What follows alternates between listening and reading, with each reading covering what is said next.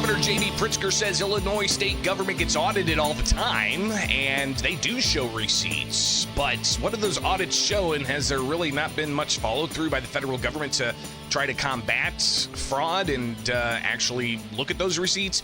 Welcome in. It's Illinois in Focus Daily. I'm Greg Bishop. Like, subscribe, hit that notification bell, and wake up with us each and every weekday morning as we break things down for you here in the land of Lincoln. So a lot of attention on Minnesota and the fraud over there. They've got some indictments already and a lot more attention and scrutiny there. But President Donald Trump said California's worse and Illinois is worse and New York's worse. Well, here in Illinois, the governor insists there has not been any allegations of fraud.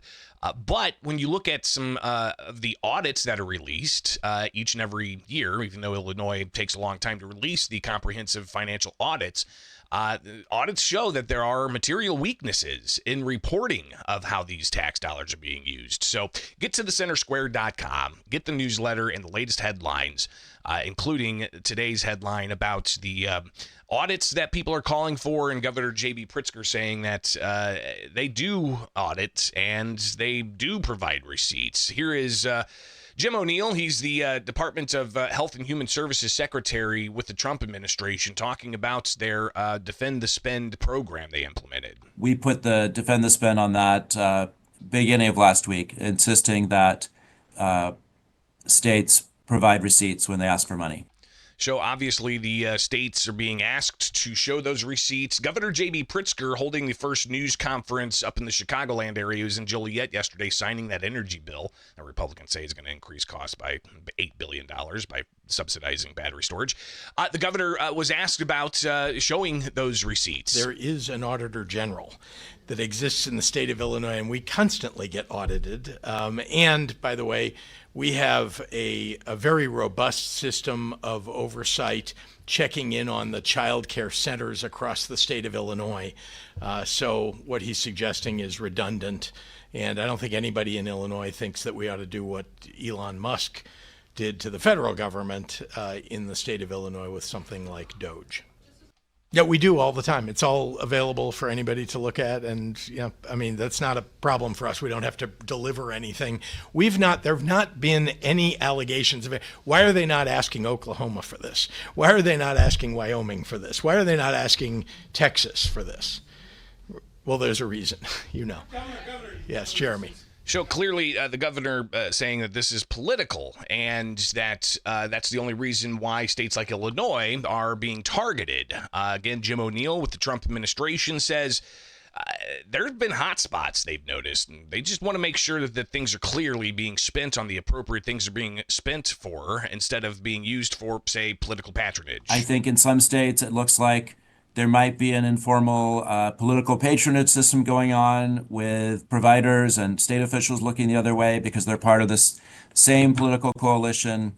And that's, political machine that we've seen in American history. And it's important that, elections be free and fair, and that taxpayer money only be spent on the purposes and the vulnerable populations that Congress and legislatures have decided to spend it on. And every layer of government has a really important responsibility to provide checks and make sure that all the money is being spent in the right way. All right, some of you internet sleuths out there, if you've got time on your hands and you want to do some research on audits of a whole host of things, I would encourage you to go to app.fac.gov.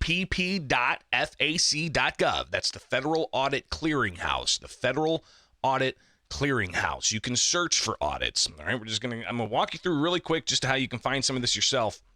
But you can essentially look at all these audits. Now, for Illinois state government, we don't have fiscal year 24, fiscal year 25, or fiscal year 26 audits, all right? Because, well, we're in fiscal year 26.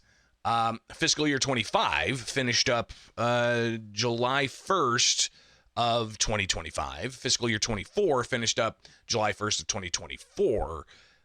But we have the latest audit from 2023. So what we're going to do is we're going to select just 2023 because I've already done this. At least, you know what, we can do all years. So let's just click all years, toggle that, come down to name or entity, and we'll do state of Illinois. And then we'll scroll down and just hit search. And it should take a moment. Get the beep, bop, boop, bop. And you can see state of Illinois. All right. So accounting year 2023. That's the most recent accounting year. And you can actually go and view this for yourself. It's 800 pages long. But go to the story at thecentersquare.com, and you'll see some pullouts here of the various federal programs that Illinois handles and the type of opinion that auditors gave. As you see here, the adverse opinion, there's 2 of them, and that means that there is severe material weaknesses in tracking that money. So again, you've got the Crime Victims Assistance Fund, adverse reactions. They haven't been able to track that money properly. The COVID-19 Homeowners Assistance Program Fund, adverse reaction. Then you see the qualified opinions, qualified for SNAP, qualified for special WIC, qualified for a whole host of different types of programs, even further, qualified opinion for LIHEAP, qualified opinion for the Child Care and Development Fund. That's that fund that is really at the target of the Trump administration at this point. What a qualified opinion means is that there are specific material weaknesses within the program's operation that the state is utilizing federal tax dollars for. So again, while the governor says they get audited, they do get audited, and the audits come out super late, according to financial watchdogs. And when you get these audits and they show that there's qualified opinions and adverse opinions for how you're handling federal programs, what's being done about it? Right? Is it we finding this out 2.5 years late with the latest financial reports? Okay. And I did, look at like Oklahoma, for instance, at the federal clearinghouse for audits. And you can go and look up some of those yourselves and find the adverse opinions and the qualified opinions. And you'll be able to see just exactly how other states fare. All right. It's Illinois in focus, though, here with the Center Square. Like, subscribe, hit that notification bell, and wake up with us each and every weekday morning here as we bring you the latest in the land of Lincoln.